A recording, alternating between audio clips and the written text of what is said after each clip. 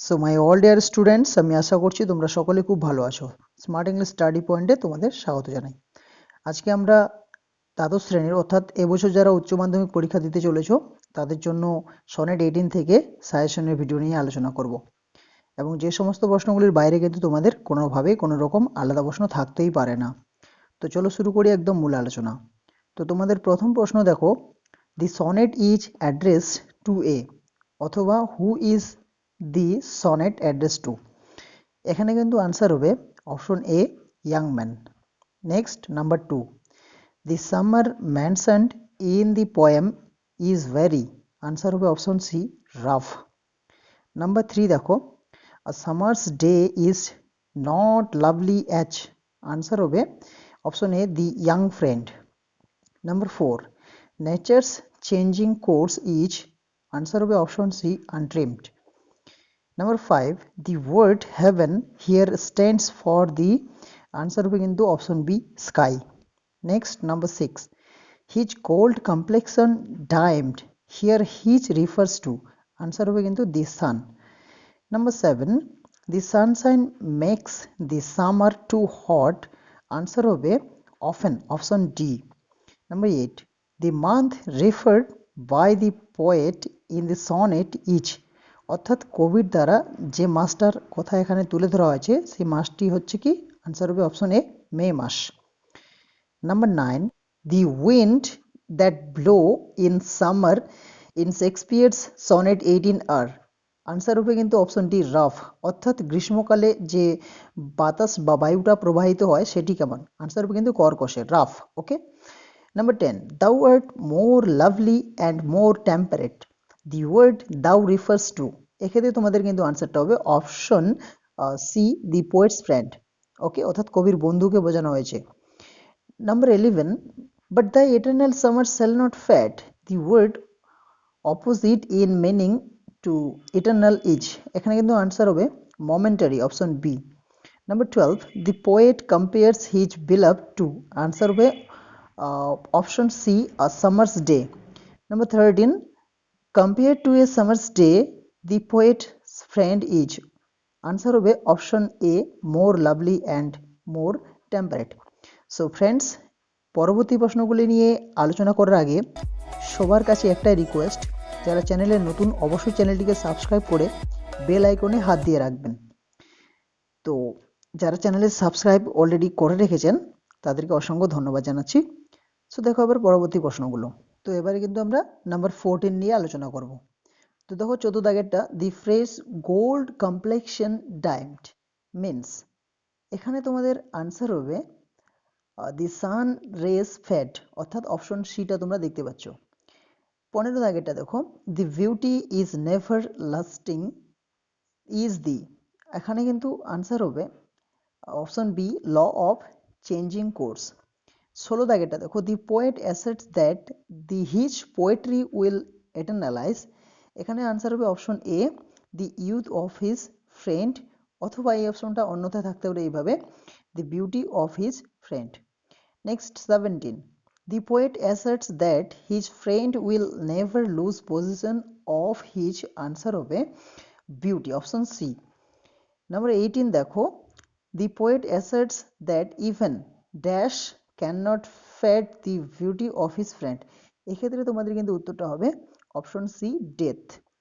Next 19, everything fair experience inevitable, এখানে কিন্তু answer হবে ডেকলাইন। ওকে। নেক্সট 20 দেখো, a Shakespearean sonnet has, answer হবে option A, 3 quadrants and a couplet, অর্থাৎ তিনটে রয়েছে চারটা করে লাইন, 3 4 12, এবং দুটো রয়েছে অর্থাৎ দুটি লাইন রয়েছে যেটাকে কাপলেট বলা হয়। Okay. Next 21, the rhyme scheme of the first stranger of the poem shall I compare thee is, অর্থাৎ প্রথম যে স্ট্রেঞ্জারটা রয়েছে shall I compare thee to a summer স্টের কবিতাটার, সেটার যে র্যাম স্কিমটা সেটা কি হবে, এখানে কিন্তু আনসার হবে তোমাদের এবি এবি। ওকে। নেক্সট অর্থাৎ অপশন এ। 22 দেখো, the term eternal summer refers to, অর্থাৎ ইটার্নাল সামার বলতে এখানে কি বলা হয়েছে, অপশন হবে কিন্তু এক্ষেত্রে আনসার হবে option C, eternal qualities of the poet's friend. 23, So long live this, the word this refers to, এখানে কিন্তু আনসার হবে the poet's verse, option A. Okay, hope you understand. Next আমরা এবার 24 আলোচনা করব। সো তোমাদের 24-এ বলা হয়েছে the poet's friend will expected to grow, এখানে আনসার হবে option B with eternal lines of the poem। Number 25, shall I compare thee to a summer's day each, answer হবে অপশন এ সনেট। 26 দেখো, what form of sonnet is, shall I compare thee to a summer's day, এটা কিন্তু option B answer হবে Shakespearean sonnet. ওকে, বা Shakespearean sonnet এই জন্য বলা আছে কারণ বিভিন্ন রকম সনেট হয়, ইতালিয়ান সনেট যেটাকে আমরা প্রেসিডেন্ট সনেট বলি, এবং এলিজাবেথান সনেট। ওকে, সো আমি পরবর্তী ভিডিওতে তোমাদেরকে বলে দিব যে সনেট, এক কথায় সনেট নিয়ে এক্সপ্লেনেশন করব আমরা।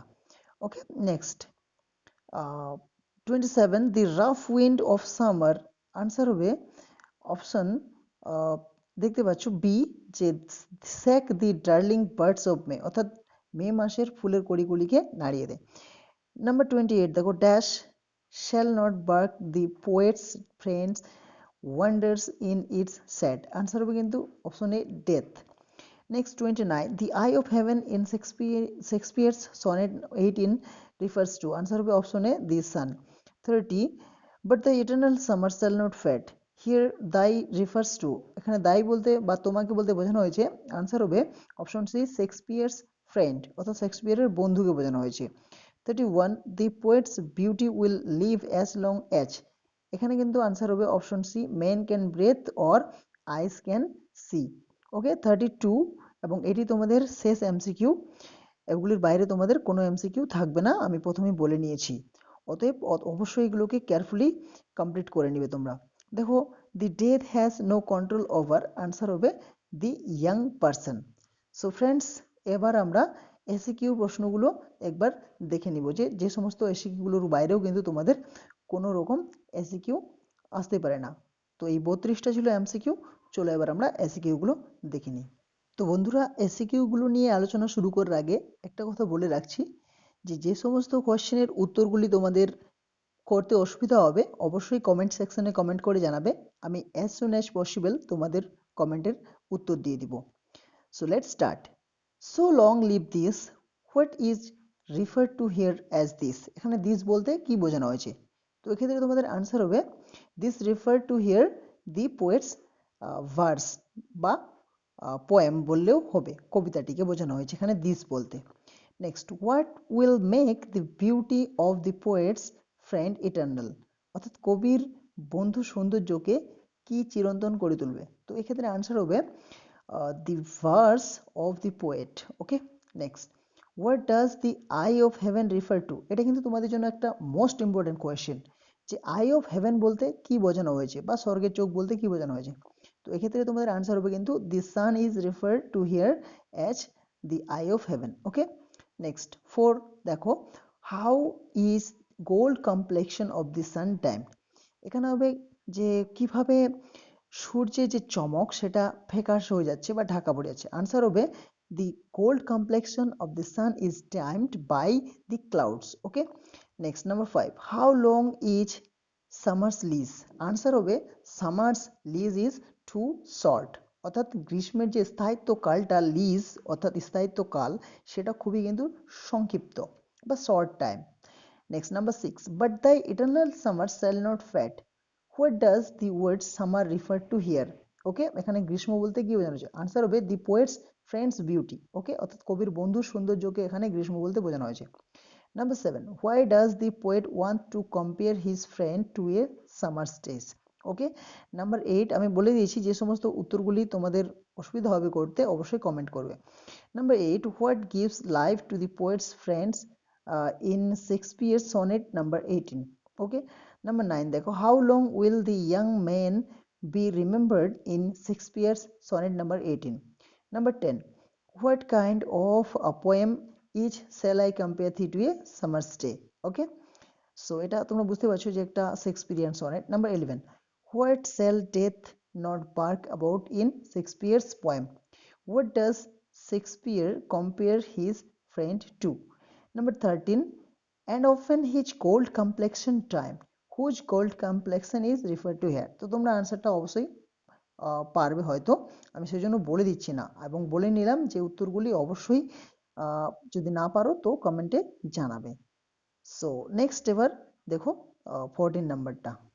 সো নাম্বার 14-এ বলা আছে তোমাদেরকে যে what demerits does the summer season have, অর্থাৎ গ্রীষ্ম বা যে গ্রীষ্ম সিজনটা বা সামার সিজনটা রয়েছে সেটার কি কি কমি আছে। Okay, next, so long live this gives life to thee, what does the poet refer through the word this and thee. Okay, hope তোমরা উত্তরটা পারবে। Next, explain the fresh nature's changing course untrimmed. Okay, number 17, what shall death fail to do? Number 18, what is the number of the sonnet shall I compare thee to a summer's day? 19, who shall grow in eternal lines to time? 20, what does Shakespeare mean by eternal lines to time thou crossed? 21, but thy eternal summer shall not fade, whose eternal summer shall not fade? 22, what happened because of the nature's changing course? 23, mention the two qualities that the poet's friend possessed which made his comparison with summer impossible. Okay, 24, what will the poet's friend not lose possession of?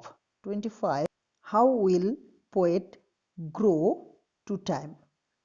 So next, what is the duration of summer? So friends, এই সমস্ত প্রশ্নগুলো ছিল তোমাদের জন্য একদম most important. প্রথমেই বলে নিয়েছি, আবারও বলছি, এই সমস্ত প্রশ্নের বাইরে তোমাদের কোনো আলাদা প্রশ্ন আসতেই পারে না। অতএব তোমরা যদি সত্যি এগুলো ভালোভাবে কমপ্লিট করে পরীক্ষা দিতে যাও, তোমাদের কিন্তু অবশ্যই পরীক্ষা ভালো হবে। অবশেষে ভিডিওটি শেষ করার আগে আরও একবার রিকোয়েস্ট করব, যারা চ্যানেলে নতুন অবশ্যই চ্যানেলটিকে সাবস্ক্রাইব করে বেল আইকনে হাত দিয়ে রাখুন, কারণ তোমাদের জন্য খুবই গুরুত্বপূর্ণ ভিডিওগুলি আমি তুলে ধরি। এবং তোমাদের জন্য গুড নিউজ হচ্ছে যে আমি খুব তাড়াতাড়ি তোমাদের জন্য লাইভে আসছি। সেদিন আমি ডেট বলে দিব তোমাদেরকে, কার কি প্রবলেম আছে অবশ্যই তোমরা সেটা আমাকে তুলে ধরতে পারো। সো দেখা হচ্ছে পরবর্তী ভিডিওতে, ততক্ষণে ভালো থেকো। Thank you, best of luck. जय हिंद, वंदे मातरम।